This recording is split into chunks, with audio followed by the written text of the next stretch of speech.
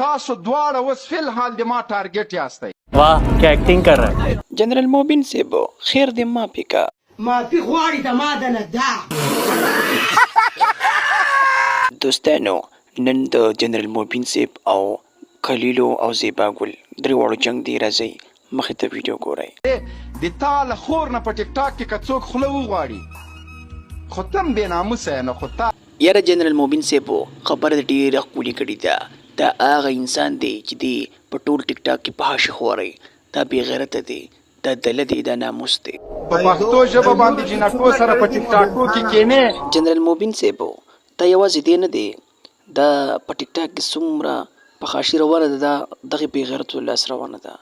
خلیل شو، ولی الله شو، او دغسې دا نور د ډېر بې غیرته انسانان پکې دي چې دوی دا فحاشي خوري مخې ته. رښتیا دی وویل. وچ زور د لارې ته را نه وړم، بیا به ما د تا د خرې پیرودلې ده.